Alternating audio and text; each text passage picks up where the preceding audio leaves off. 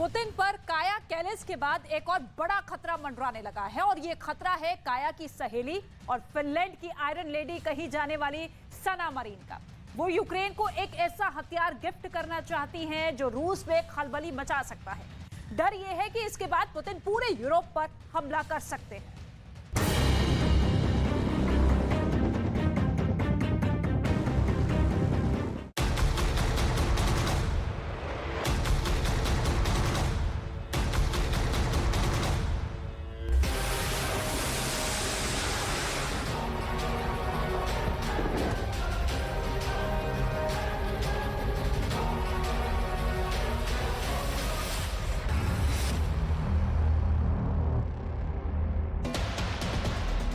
सना marine ने दिया Zelensky को सुपर ऑफर। मॉस्को से वॉशिंगटन तक मचा हड़कंप।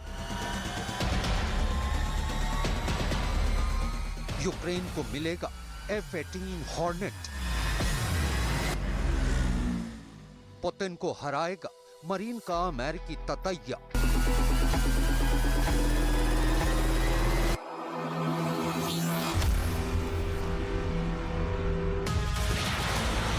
कैलेंडर में महीना दर महीना तारीखें बदलती रही और साल 2022 खत्म हो गया, लेकिन 2022 की शुरुआत से ही दुनिया यूक्रेन जंग में हो रही तबाही की जिन तस्वीरों को देखकर खौफजदा रही, वो सिलसिला 2023 में भी बदस्तूर जारी। 2023 की शुरुआत से ही पुतिन जिस तरह बर्बादी का बारूद यूक्रेन पर बरसा रहे हैं, उसे देखकर लगता है कि ये सिलसिला यूक्रेन की पूरी तबाही पर ही थमेगा। यूक्रेन पर बरसते रूसी बारूद को देखकर ज़ेलेंस्की अमेरिका और नेटो से बार बार लॉन्ग रेंज वेपन और फाइटर जेट मांग रहे हैं। जाहिर सी बात है, ज़ेलेंस्की रूस को हराने और अपने देश से रूसी सेना को बाहर खदेड़ने के लिए बेताब है, लेकिन लगता है कि उनकी बेताबी को देखकर अब उनके मददगार देश भी बेसब्र हो रहे हैं। फिनलैंड उन देशों में से एक है जो रूस के आक्रामक तेवर देखते हुए जंग के शुरुआती दौर से ही यूक्रेन के हथियार और दूसरे सैन्य उपकरण देकर लगातार उसकी मदद कर रहा है। रूस के खिलाफ फिनलैंड की प्रधानमंत्री सना मरीन के तल्ख तेवर देखकर हर कोई हैरान है। 10 मार्च को सना मरीन एक बार फिर राजधानी कीव दौरे पर गईं। इस दौरान उन्होंने राष्ट्रपति ज़ेलेंस्की से मुलाकात भी की और उन्हें हर मुमकिन मदद देने का भरोसा भी दिलाया। लेकिन कीव दौरे से वापस लौटकर प्रधानमंत्री सना मरीन ने एक ऐसा बयान दिया जिसे सुनने के बाद मॉस्को से लेकर वॉशिंगटन डीसी तक हड़कंप मचा हुआ है। Puntaroivat ja arvioivat sitten omia kykyjänsä tämän kaltaista aseapua toimittaa. Mielestäni myös Suomessa tätä keskustelua voidaan käydä. Me tiedämme, että me olemme tehneet päätöksiä uusista hävittäjistä jo aiemmin. Me tiedämme meidän tulevien hävittäjien aikataulun, millä saamme niitä Suomeen. Ja kyllä me voimme mielestäni käydä keskustelua myös Hornetien osalta. Olisiko mahdollista Ukrainaan luovuttaa, minkälaista koulutusta se kenties tarvitsisi rinnalle sitten, että Suomi voisi osaltansa tässä auttaa, mutta mitään päätöksiä ei ole tehty, keskustelut ovat। Finland की प्रधानमंत्री सना marine के इस बयान के साथ ही Moscow से लेकर Washington DC तक खतरे का सायरन बज गया, क्योंकि जिन हॉर्नेट फाइटर जेट को सना मरीन यूक्रेन को देने की बात कर रही हैं, वो मेड इन अमेरिका है और ज़ेलेंस्की के बार बार फाइटर जेट्स मांगने के बावजूद अभी तक जो बाइडेन ने कोई फैसला नहीं लिया है। पश्चिमी मीडिया की खबर के मुताबिक फिनलैंड ने रूस के खतरे को देखते हुए अमेरिका के साथ एक नया रक्षा करार किया है और उस करार के मुताबिक फिनलैंड अपनी वायु सेना के लिए अमेरिका से 5th जनरेशन के 64 F-35A फाइटर जेट खरीद रहा है। फिलहाल फिनलैंड की वायु सेना के पास 62 F-18 हॉर्नेट फाइटर जेट है, लेकिन 2025 तक ये उसके लिए किसी काम के नहीं रहेंगे। लिहाजा मरीन इन तमाम फाइटर जेट्स को यूक्रेन को देने की बात कह रही है। फिनलैंड के पास 54 single seater F-18 hornet fighter jet है और 8 F-18 हॉर्नेट फाइटर जेट मौजूद है। वैसे तो F-18 हॉर्नेट फाइटर जेट थोड़ा पुराना फाइटर जेट है, लेकिन जंग के दौरान वो आज भी दुश्मन के खेमे में खलबली मचा सकता है। आइए अब आपको बता दें कि आखिर F-18 हॉर्नेट फाइटर जेट को आज भी ताकतवर फाइटर जेट्स की लिस्ट में क्यों गिना जाता है।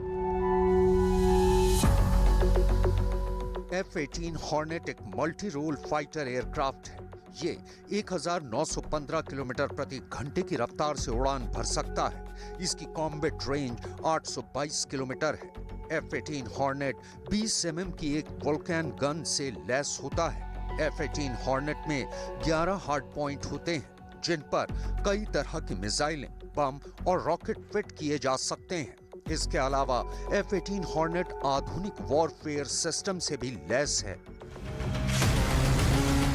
ये हकीकत तो पूरी दुनिया जानती है कि यूक्रेन जंग पर फिनलैंड की प्रधानमंत्री सना मरीन रूस के राष्ट्रपति पुतिन से किस कदर खफा हैं और अपने कीव दौरे के दौरान उन्होंने अपने गुस्से का इजहार भी कर दिया। In this war, only one side has heroes. Your soldiers in Donetsk, Luhansk and elsewhere are resisting Putin's armies, and they will win. In the generations to come, your children and their children will be proud of what you're doing and going through. The Russians cannot say the same. Finland की iron lady सना marine ने तो Zelensky को Putin के खिलाफ F-18 hornet देने का बयान दे दिया, लेकिन फिनलैंड के लिए यूक्रेन को ये सभी फाइटर जेट देना इतना आसान नहीं है, क्योंकि जब तक अमेरिका यानी जो बाइडेन फिनलैंड को ऐसा करने की इजाजत नहीं देते, तब तक फिनलैंड के फाइटर जेट यूक्रेन को नहीं दिए जा सकते हैं। लेकिन सना मरीन अकेली राजनेता नहीं है जो यूक्रेन को रूस के खिलाफ जंग लड़ने के लिए फाइटर जेट देने के पक्ष में है। फिनलैंड के अलावा पोलैंड, स्लोवाकिया और एस्टोनिया भी यूक्रेन को फाइटर जेट मुहैया करवाने के पक्ष में है। एस्टोनिया के पूर्व राष्ट्रपति ने तो पश्चिमी देशों से यूक्रेन को लड़ाकू विमान देने की अपील की है। उनके मुताबिक अगर यूक्रेन को लड़ाकू विमानों की जरूरत है तो नेटो को यूक्रेन को फाइटर जेट जरूर देने चाहिए।